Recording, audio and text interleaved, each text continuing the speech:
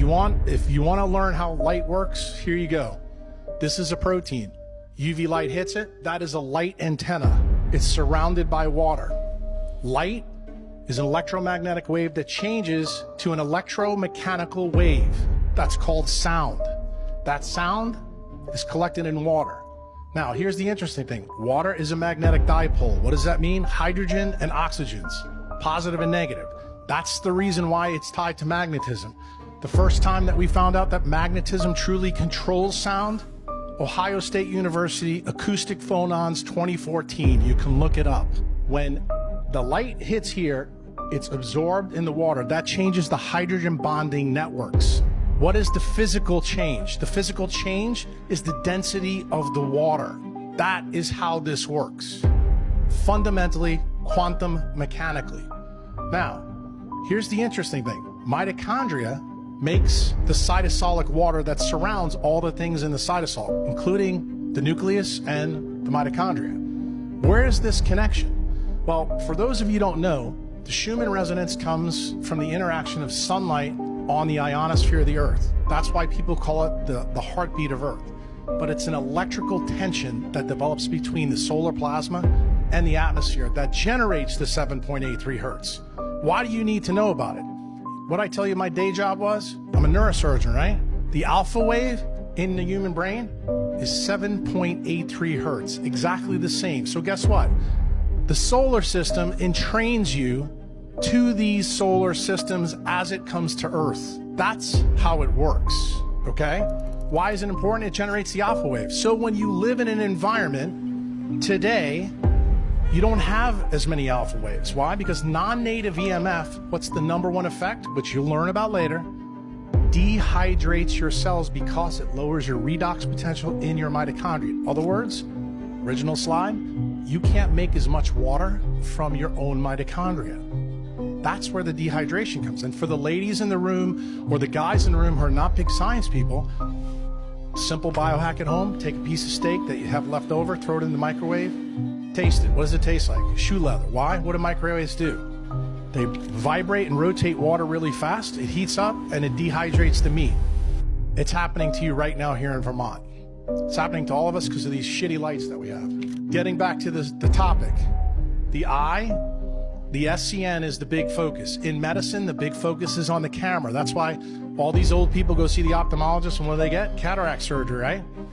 Anybody know what they put in for cataract surgery after it's done?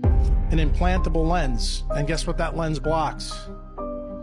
UVA, UVB, 100%, and also, these days, 50% of blue light, in case you didn't know that. That's been a change since 2009. What people don't realize, 42% of sunlight that falls to Earth is infrared A light. It's balanced all the time by blue, okay? Especially when the sun rises. Now, this is a side picture of an eyeball. What you need to know, and this goes back to physics, in case you don't, blue light bends the most by gravitational lensing. It turns out this is important in the eye because when blue light comes through, it falls in front of the retina. That's the reason why when you use a computer screen or you use these horrible lights up here, you get visual obscuration. In other words, your vision gets worse. What does that cause? It causes you elongation of your eyeball. When your eyeball gets longer, you get myopia. What happens when you get myopia? The next step is you get retinal detachments. What's the end result? Acute macular degeneration. Anybody know anybody who's got that? Yeah, lots of people. And guess what else? Guess what causes cataracts? Blue light toxicity. Why?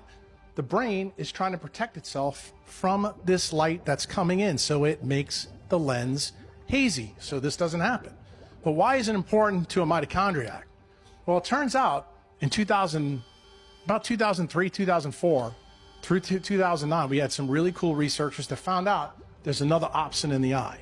And that opsin works with the retinal ganglion cells, and that's called melanopsin.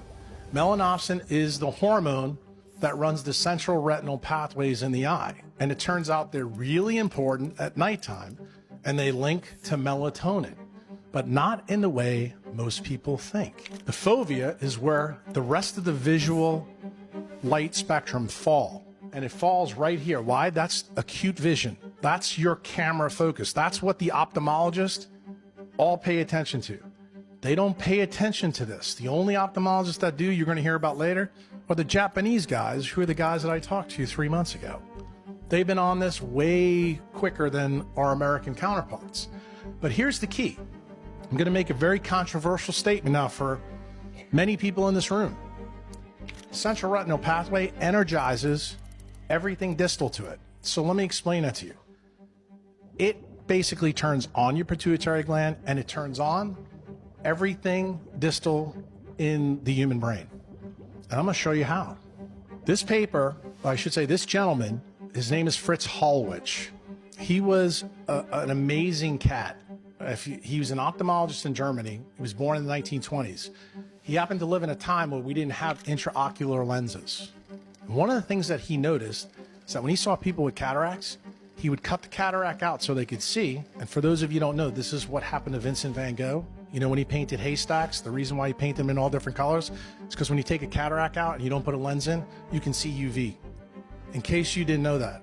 So that's the reason why haystacks has all the different shades, because he was able to see it in so many different colors as the light changed.